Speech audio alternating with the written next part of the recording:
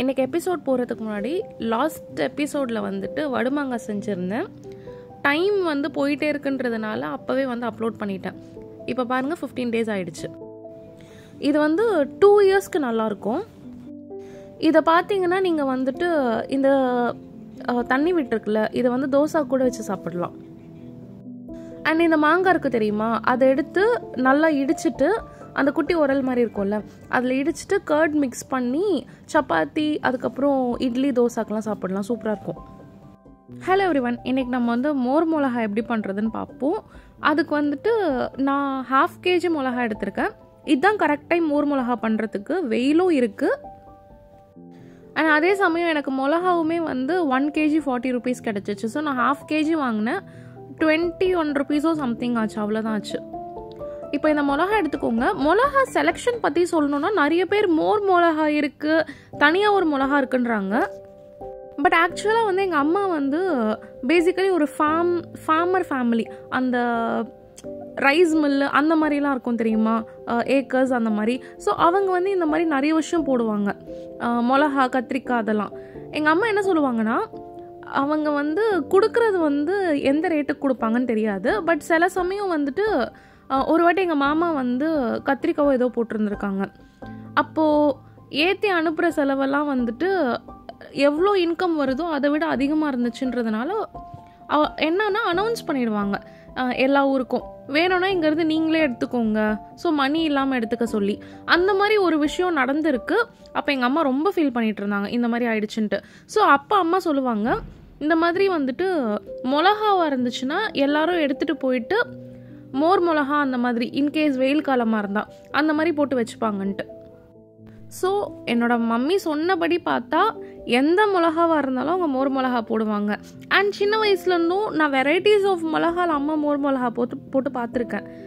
But இப்போது புதுசாக வந்து மோர் மிளகாக்குன்னு தனியாக மிளகா இருக்குன்றது எனக்கு சீரியஸாக தெரியல.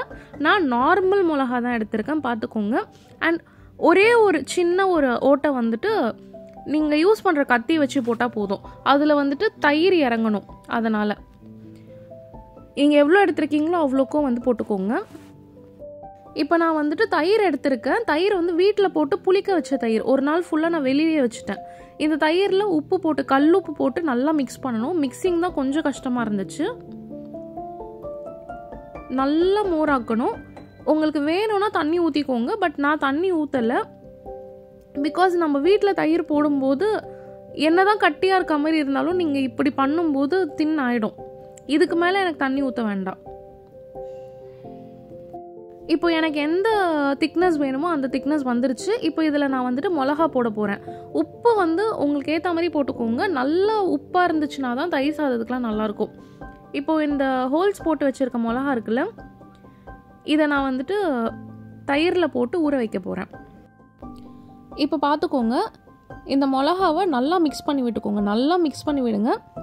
நீங்கள் என்ன தான் இப்போது இது மேலேயே இருக்குன்னு சொல்லிட்டு நீங்கள் தண்ணி ஊற்றுனீங்கன்னா கூட அது மேலே தான் வரும். பிகாஸ் மிளகா வந்து ஒரு ஹாலோ வெஜிடபிள், உள்ளே வந்து காற்று இருக்கும், சாலிட் ஃபில்லிங் கிடையாது. ஸோ நீங்கள் என்ன தான் வந்து தண்ணி ஊற்றி இது பண்ணாலும் மொதல் நாள் அது முழுகாது. நீங்கள் மேலே இந்த மாதிரி கோட் பண்ணி விடுற மாதிரி தான் இருக்கும். அதனால் தண்ணி நிறைய ஊற்றுனீங்கன்னா நிறைய நாள். இப்போது இதோட கான்செப்ட் என்னென்னு பார்த்தீங்கன்னா, தயிர் ஃபுல்லாக உப்பாக இருக்கும். ஃபஸ்ட்டு டே நீங்கள் காய போடும்போது மிளகாக்குள்ளே உப்பு போகாது, தயிர்லேயே தான் உப்பு இருக்கும். அடுத்த நாள் இதே தயிரில் தான் நம்ம ஊற வைக்க போகிறோம். அப்போ கொஞ்சம் கொஞ்சமாக வந்துட்டு கம்மியாகும். அண்ட் உப்பும் வந்து இதிலே பிடிக்க ஆரம்பிக்கும்.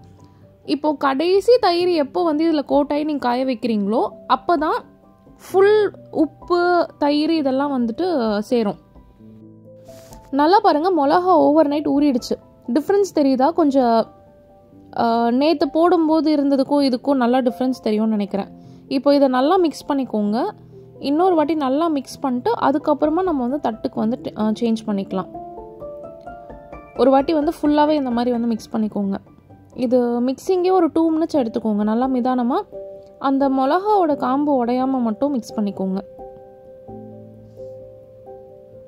இப்போது ஓவர் நைட் ஊறின மிளகாவே இந்த மாதிரி நல்லா தயிரை இருத்துட்டே காய போடுங்க. இல்லைனா தட்டு ஃபுல்லாக காஞ்சிரும். ஆப்வியஸாக வந்துட்டு 1 வாரம் ஆகும் இது காயறதுக்கு. பட் நல்லா இருத்துட்டு காய போட்டிங்கன்னா ஃபஸ்ட்டு டே அது நல்லா காஞ்சிட்டு வரும். மீதி இருக்க மோரை வந்துட்டு அன்னைக்கு நைட்டு எடுத்துக்கும். ஆக்சுவலாக இங்கே உங்களுக்கு ஒரு குவெஸ்டன் வரலாம், இந்த தயிரை வந்து ஃப்ரிட்ஜில் வைக்கணுமா இல்லை வெளியிலே வைக்கணுமான்ட்டு. ஆக்சுவலாக இந்த தயிர் வந்து புளிக்க தான் நல்லாயிருக்கும். சின்ன வயசில் நான் வெளியில் வச்சு யூஸ் பண்ணி தான் பார்த்துருக்கேன். சின்ன வயசில் எங்கள் வீட்டில் ஃப்ரிட்ஜெல்லாம் கிடையாது. ஸோ 3 நாள் இதே தயிரை வெளியில் வச்சே தான் போடுவாங்க.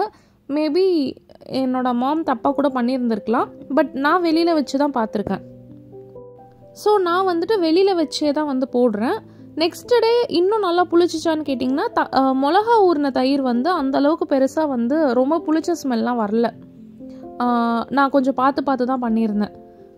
இப்போ பாருங்கள் காஞ்சிருச்சு. அதை நான் திரும்ப வந்து மோரில் போடுறேன். ஸோ இப்போ நான் வந்து 2வது நாள் நைட்டு ஊற வைக்கிறேன் இதை மோரில். இப்போ உங்களுக்கு தெரியுதா தயிரோட லெவலே கம்மியானது நம்ம நல்லா கோட் பண்ணதுக்கப்புறம். இப்போது இது நல்லா ஊறி முடிஞ்சிருச்சு. நெக்ஸ்ட் டே மார்னிங் நான் என்ன பண்ணுறேன்னா, இதை திரும்ப கலரி விட்டுட்டு திரும்ப நான் இதை வந்து காய போட போகிறேன். இங்கே பாருங்கள், இப்போ வந்து செகண்ட் டே காய போட போகிறேன்.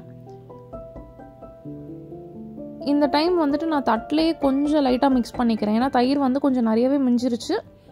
இந்த தயிர் எத்தனை நாளில் முடியுதோ அத்தனை நாள் ஊற வச்சே ஆகணும். ஃபார் எக்ஸாம்பிள் 5 days ஆனாலுமே 5 days அது ஊறியே ஆகணும்.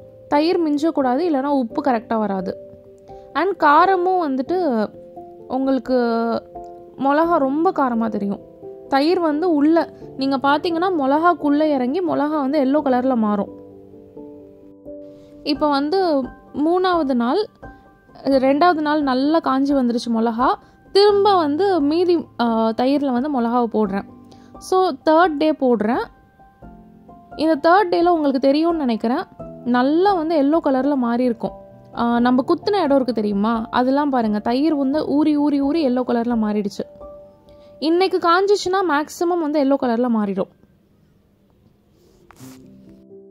ஸோ இப்போ நல்லா மிக்ஸ் பண்ணி விட்டுட்டு இந்த 3rd day 4th dayல தாங்க மிளகாக்குள்ளே உப்பு கொஞ்சம் போகவே ஆரம்பிக்கும். அது வரைக்கும் நீங்கள் சாப்பிட்டீங்கன்னா வெறும் காரமாக தான் தெரியும். தயிரில் தான் உப்பு அதிகமாக இருக்கும்.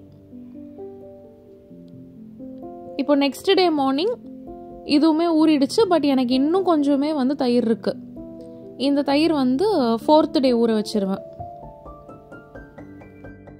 அவ்வளோதாங்க. 4th day காஞ்சி வந்த மிளகா லாஸ்ட்டு கொஞ்சம் தயிர் இருந்ததில்ல, அந்த தயிரில் மிக்ஸ் பண்ணிட்டேன்.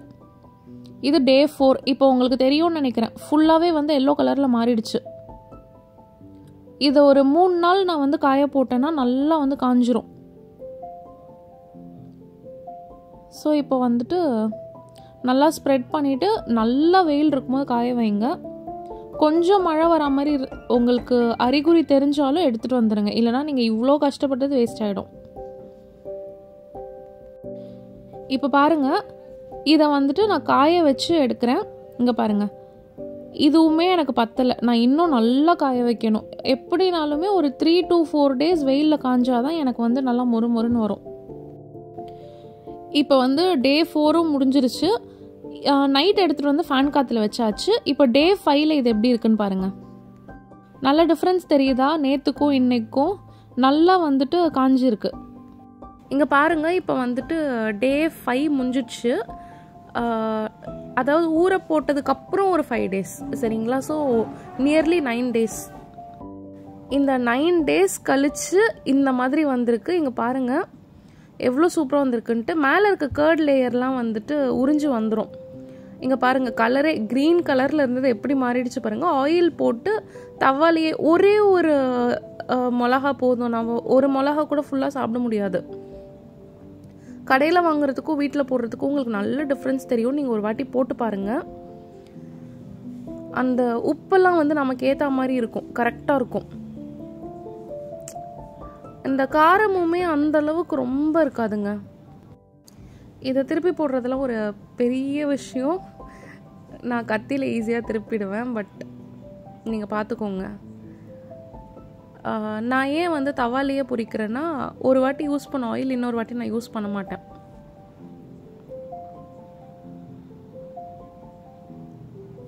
அதனால் மினிமலாக போட்டு பொரிச்சிட்டு இதை வந்து தூக்கி போட்டுருவேன். இப்போ பாருங்கள் எவ்வளோ நல்லா வந்திருக்குன்ட்டு. இது ஒன்று இருந்துச்சுன்னா போதும், full curd rice, sambar rice எதுனாலுமே நல்லாவே போயிடும். எவ்வளோ கிறிஸ்பியாக வந்திருக்குன்னு பாருங்கள். உடைக்க உடைக்க உடையுது. ரொம்ப சூப்பராக வந்திருக்கு. அண்ட் டேஸ்ட்டுமே வந்து அந்தளவு காரம்லாம் இல்லை, காரம் கம்மி தான். ஏன்னா அவ்வளோ தயிரில் ஊற வச்சுருக்கோம் நம்ம. அவ்வளோதான், இது போதும். இது வந்துட்டு எப்படினாலும் ஒரு 20 மிளகா போட்டிங்கன்னா ஒரு 1 month to 1.5 months ஆச்சு கண்டிப்பாக வரும். நெக்ஸ்ட் எபிசோடில் இந்த வத்தல் வந்து பழைய கஞ்சியில் செஞ்ச வத்தல், அது எப்படி பண்ணுறதுன்னு நான் போடுறேன். ஆக்சுவலி இதுவுமே வந்துட்டு அவ்வளோ நல்லா கிறிஸ்பியாக வந்துருந்துச்சு.